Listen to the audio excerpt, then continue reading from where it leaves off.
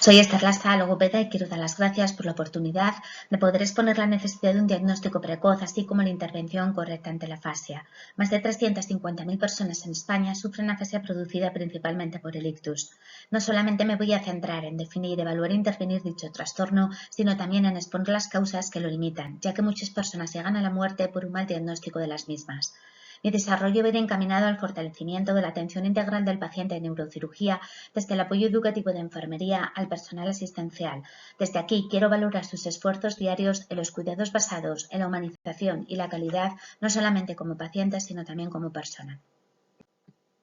La afasia es un trastorno del lenguaje, como consecuencia de la pérdida de la capacidad de la expresión y comprensión por lesiones en las áreas especializadas en estas funciones. Sus causas principales son derrame, ataque, embolia, accidente isquémico, ataque transitorio, ACV, que paso a detallar. ACV isquémico: debido a la disminución del flujo sanguíneo del cerebro por infarto, un coágulo circula con la sangre en dirección al cerebro, se ancla en algún punto de la arteria provocando dicha obstrucción. ACV hemorrágico: es provocado por la ruptura de dicho vaso y hemorragia, donde la pared debilitada de una de las arterias se rompe, favoreciendo la hipertensión. Angiopatías, malformaciones vasculares, neoplasias. Es importante aplicar el concepto Balance, Size, Face, Sums, Speech and Time, así como la escala MRS, desde la no apreciación de ninguno de los síntomas hasta la posible evaluación de una discapacidad severa y/o la muerte. Causas producidas por el ACV isquémico, bien sean aterotrombóticas, cardioembólicas, de infarto lacunar, así como hemorragias epidurales, subdurales y subparanoideas, de acuerdo a sus características primordiales. La penumbra isquémica es la zona periférica de un tejido afectado por la obstrucción de dicho vaso. Las neuronas y la glía mantienen una actividad metabólica mínima que les permite conservar su estructura durante algún tiempo. Si no se restablece el flujo sanguíneo, las células pueden morir por apoptosis. Es importante, por lo tanto, como veis en la imagen, llegar a cabo la progresión de dicho infarto en su penumbra isquémica de expansión. Localizaremos la arteria, así como el área de penumbra isquémica, el tejido más comprometido y sus causas principales de déficit en tronco cerebral, sistema nervioso central y periférico. Es importante aplicar la escala Cincinnati, así como que la mayoría de la población conozca dicha herramienta, ya que es una evaluación rápida ante un paciente que sospechamos de ACV o ataque cerebral. Es importante establecer y mantener, por lo tanto, unidades de ictus dentro del ámbito hospitalario. Causas producidas por traumas craneoencefálicos no solamente en el momento de la lesión focalizada, sino también en su progresión, así como convulsiones tempranas en los primeros 7 días predisponiendo a la epilepsia, la elección en el anticonvulsionante, así como sus factores de riesgo de pérdida de conciencia 1 hora, Glasgow-10, déficit focal, hematoma, fractura penetrante o hundimiento. En secuelas del propio trauma, de crisis convulsivas, fístulas de líquido craneoencefálico o hidrocefalia, así como el diagnóstico de muerte cerebral, Glasgow-3, pupilas no reactivas, ausencia de reflejos del tronco, ausencia de refuerzo respiratorio, EGG sin actividad y ausencia de flujo cerebral, así como la clínica de la fístula carótida cavernosa.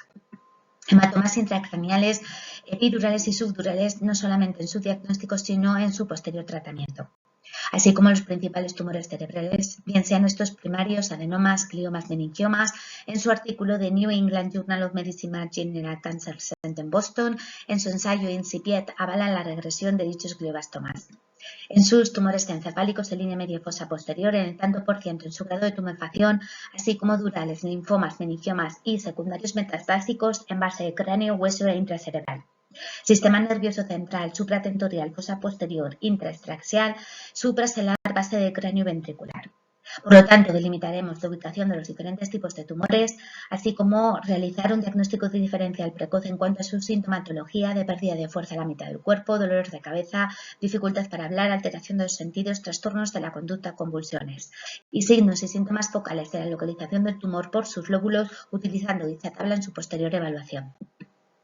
Causas producidas por las principales infecciones, siendo el síndrome de encefalopatía posterior reversible, vasculitis, causas inflamatorias hiperintensivas de edema vasogénico, así como herniaciones, amigdalinas, cinculadas, diencefálicas y amigdalares en cuanto a sus características principales y según el sitio por donde el tejido protuya, siendo por encima de la tienda del cerebelo supratentorial, uncal, central, cíngulo transcaverdial o bien por debajo infratentorial, transtentorial ascendente amigdalina, siendo una emergencia neurológica. Causas producidas por enfermedades neurodegenerativas según su clasificación por topografía en sus dos ámbitos, corticales y subcorticales, principalmente la enfermedad de Alzheimer, la atrofia cerebral por ventrículos y demencia vascular de multiinfarto en vasos de mediano y pequeño calibre por lesiones parenquimatosas de amplias zonas, así como placas arterioscleróticas o tromboembólicas originadas a distancia. Realizaremos un diagnóstico diferencial en cuarto al primero, como veis en la imagen así se encuentra él, con esas alucinaciones visuales, cambios bruscos de atención, concentración, temblor, rigidez, lentitud de movimientos, así como el deterioro de funciones cognitivas. Causas producidas por principales síndromes, sobre todo de circulación posterior, así como lacunares, hemiparexia táxica, sensoriales puros, motores puros y sensoromotores, y discapacidad por ictus en fase aguda, oclusión arterial en neuroimagen y causa producida por acceso cerebral. No solamente es importante localizar la fuente de la infección, identificando el germen causante de dicha infección, sino también en sus dos ámbitos de cirugía. Por lo tanto, llegamos a la idea del daño cerebral adquirido como principal causa de discapacidad y teniendo en cuenta el concepto de ventana terapéutica de actuación durante un tiempo limitado en las primeras horas, evitando el daño cerebral irreversible y teniendo en cuenta que el crecimiento de nuevas arterias puede ayudar a prevenir un segundo accidente, pero no revertir el daño producido en el primero. Un 60% de personas recupera dicho lenguaje en el primer año, si no es así, se cronifican dichas secuelas. Por lo tanto, iniciaremos el tratamiento en las primeras 24 horas, preferentemente antes del tercer día en su fase aguda, casos graves de rehabilitación intensiva en la unidad hospitalaria y en su transición y continuidad marcando los mismos objetivos y teniendo en cuenta el entorno familiar, 45 o 50 minutos en cada modalidad, 5 días por semana. Realizaremos la primera parte del diagnóstico diferencial con su teoría del localizacionismo, identificando los lóbulos frontal, parietal, occipital, temporal, teoría de las áreas de Brockman, prefrontal, programación motora visual, interpretación auditiva, asociación, comprensión y expresión, así como la teoría de Luria, codificación del lenguaje y perspectiva logopédica en cuanto a sus déficits en control cognitivo ejecutivo del lenguaje, pragmático emocional social, planificación motora del habla, corteza motora primaria, ejecución del plan motor, procesamiento somatosensorial, percepción del habla, integración somatosensorial, procesamiento visual auditivo, fonológico, así como comprensión del lenguaje. En sus déficits de lesiones en los lóbulos, frontal, funciones ejecutivas, planificación, coordinación, control, ejecución de las conductas, occipital, visión, percepción, temporal en dos ámbitos de memoria, dominante implicado en el recuerdo de palabras y nombres de los objetos, en contraposición a la no dominante en la implicación de nuestra memoria visual, así como parietal en su procesamiento de la información sensorial. Llegaremos a la evaluación logopédica en cuanto a la aplicación del test de Boston en su escala de severidad de la afasia, las áreas de actuación desde 0, ausencia del habla, hasta 5 mínimos deterioros, aplicando dicho proceso de valoración de la afasia leve, intensa y global en sus componentes, de mirada conjunta, campos visuales, órdenes, conciencia, parálisis, parexia, ataxia, lenguaje, disarte, extinción del mismo en su perfil de ítems desde el 1 hasta el 7, en agilidad articulatoria, longitud de la frase, parte de prosodia gramatical, línea melódica, parafasia, si es capaz de encontrar o no encontrar palabras y frases, repetición de las mismas y comprensión auditiva. Junto al test de Boston aplicaremos una serie de test que son batería de afasia de Western junto al examen multilingüe, donde vamos a evaluar la comprensión, lenguaje automático, repetición, lectura oral, denominación y comprensión escrita y la prueba de Minnesota para el diagnóstico diferencial. Sobre todo el screening por privado de la prueba Minnesota Afasia Screening Test, y junto a ellos, token test, multilingüe afasia ESAM, test de las capacidades comunicativas en la vida diaria, así como el test de fluidez verbal. Como vemos en las imágenes, a veces es un poco difícil llevar a cabo la evaluación de dicho diagnóstico a pie de cama, sobre todo por el aspecto farmacológico. Por lo tanto, realizaremos la evaluación breve de la afasia con un desempeño verbal mínimo, teniendo en cuenta las subtareas de la batería beta, focalizadas en la evaluación de la nominación y denominación y sobre todo en sus dos clasificaciones, expresiva y receptiva. Primero, no es capaz de expresar, pero sí que tiene este lenguaje, en contraposición a la receptiva, donde sí llega a una comunicación funcional, pero no a la codificación del mismo. Y afasia motora afectando la producción de lenguaje no fluente, lesión frontal dominante del área de Broca, y sensitiva afectando la comprensión del lenguaje fluente, lesión frontal del área de Wernicke. Realizaremos el perfil individualizado de dichas características características y evaluaremos un todo, partiendo de la neuroimagen del aspecto respiratorio, cardiorrespiratorio, en cuanto a las atelectasias, consolidaciones, edemas, enfisemas, fibrosis, hernias, infiltraciones, nódulos, neumonías, neumotoras, ruidos respiratorios, fisiopatología, permeabilidad vascular, edema, hipoxia, alteración metabólica, disfunción multiorgánica, evaluación de los nervios craneales, así como los niveles de conciencia, la escala de Glasgow, los tipos de parálisis consecuente, espástica, disquinésica, atáxica, mística,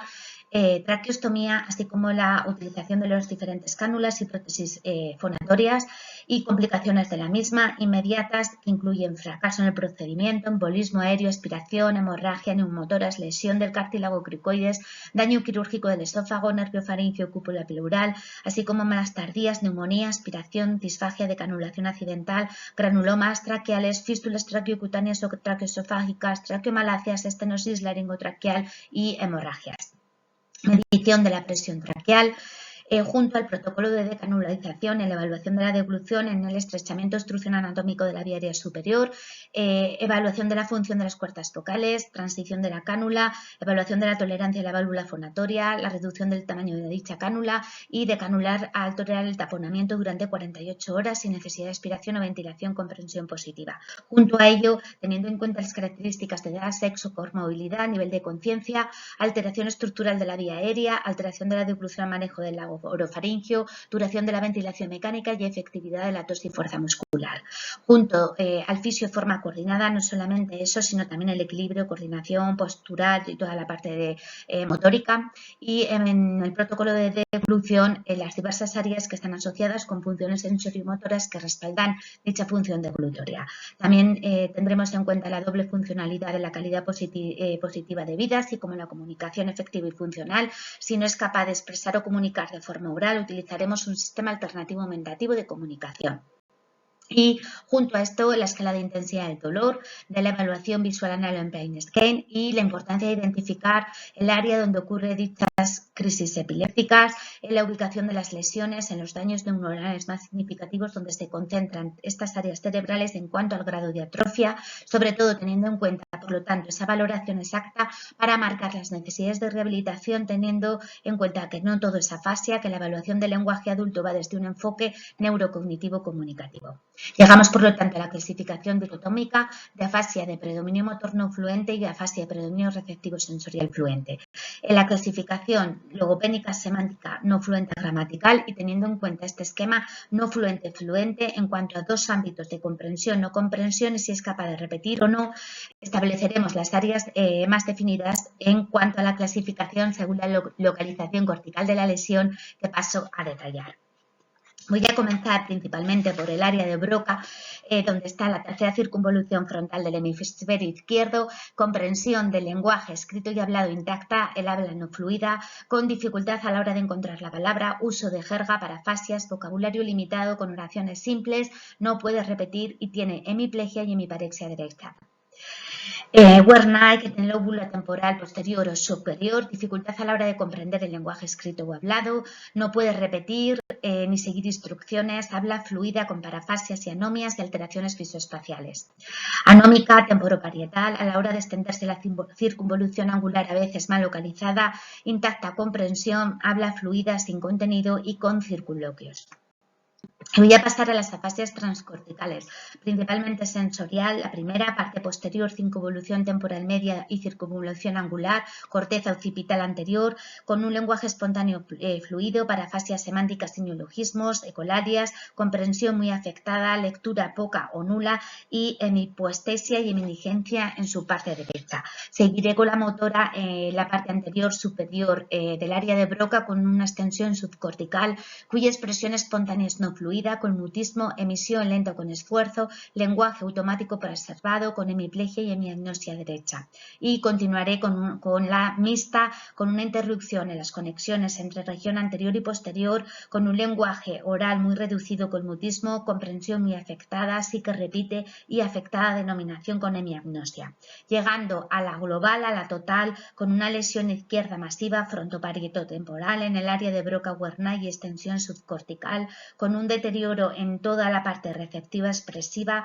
no repite parafasias, jergas, eminiscencia, alteraciones visoespaciales y aprasias en su parte izquierda. Por lo tanto, llegamos a la intervención logopédica de una lesión cerebral. No produce una forma pura, como veis, una sintomatología. En la intervención en trastornos afásicos de predominio motor con técnicas correctivas en el desbloqueo del lenguaje, en la articulación, corregir gramatismos, construcción de frases, en la parte predominio receptivo sensorial con técnicas para restablecer el reconocimiento de los sonidos del lenguaje, en la parte del predominio motor, articulación, imitación, automatismos, entonación y prosodia, repetición, agramatismos y construcción de frases, así como receptivo sensorial, trastornos de comprensión verbal, designación, denominación, vocabulario y acceso al léxico, uso y pragmática de dicho lenguaje.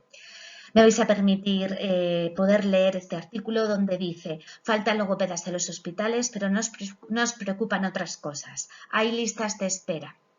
para pacientes que han sufrido ictus, afasias, disartrias. La comunicación es una necesidad primaria y cuando hablamos de invertir el dinero en las cosas realmente importantes, se trata de estas cosas. La comunicación es fundamental y la recuperación de estos pacientes debería ser prioritaria.